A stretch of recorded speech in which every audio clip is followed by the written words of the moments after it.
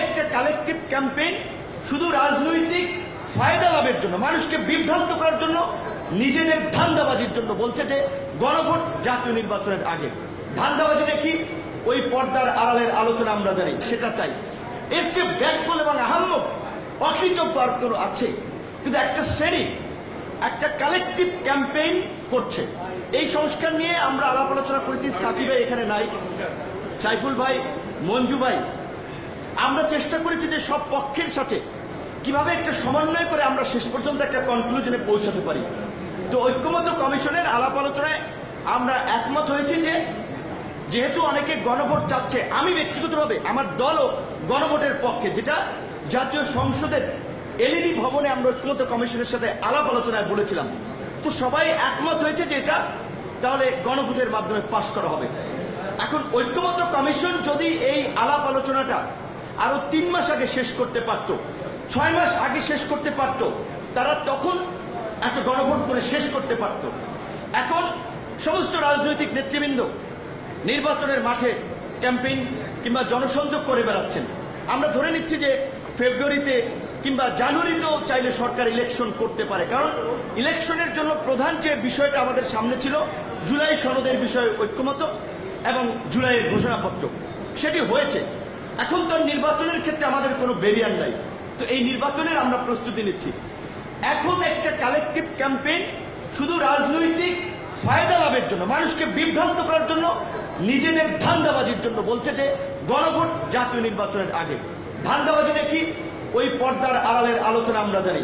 অনেকে বিরোধী দল হতে দেন দরবার চালাচ্ছে যে আমাদেরকে স্বীকৃতি দেবেন, তাহলে আমরা আছি। অনেকে 10টার জায়গায় 15টা সিট বার্গেনিং করার জন্য এটাকে একটা টুল হিসেবে সামনে নিয়ে এসে নির্বাচন নিয়ে একটা অনিশ্চয়তা তৈরি করতে চাচ্ছে, শুধুমাত্র তাদের ব্যক্তিগত স্বার্থে, দেশের স্বার্থে, জাতির স্বার্থে নয়।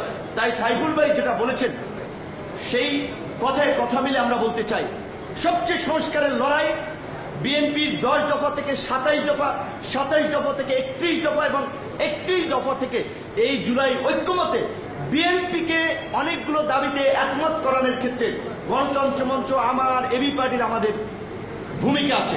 কারণ সবাই মিলে তো রাষ্ট্রটা গড়তে হবে, কোনো কিছু চাপিয়ে দিয়ে তো হবে না, অনেক করে খেতে হবে না। তো কাজে আজকে যে গণভোটের দাবিটা তোলা হচ্ছে, সহজ ভাষায় আপনারা একটু বুঝেন এবং বলেন। তাই আকাশের মেঘের মতো এক এক সময় এক এক পজিশন নেয়, আমরা দেখি এক এক ধরনের কথাবার্তা।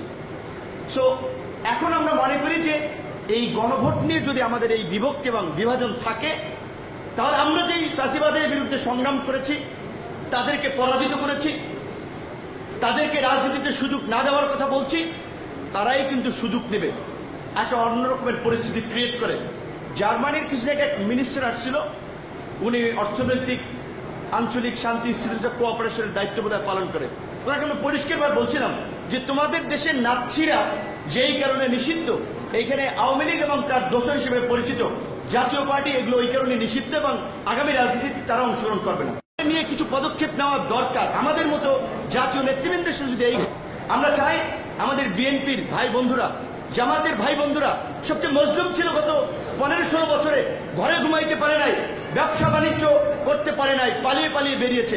আমাদের সকলের সম্মিলিত লড়াইয়ে এই পরিবর্তন এসেছে। কাজে আজকে আমরা যদি এত অসহিষ্ণুতার পরিচয় দেই, তাহলে তো শেখ হাসিনার ওই বয়ান এবং ন্যারেটিভই ঠিক হবে যে শেখ হাসিনা সবাইকে দমন পীড়ন করে ঠিক জায়গায় চাপের মুখে রাখতে পেরেছিল।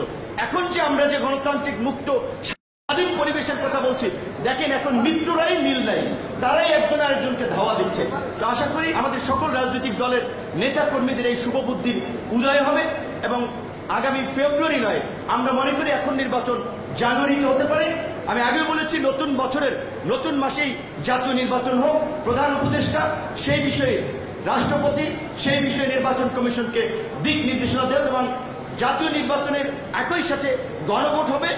জাতীয় নির্বাচনের সাথে গণভোটও জনগণের সমর্থন নিয়ে আগামী সংসদে পাশ হবে এবং জুলাই সনদ বাস্তবায়ন হবে।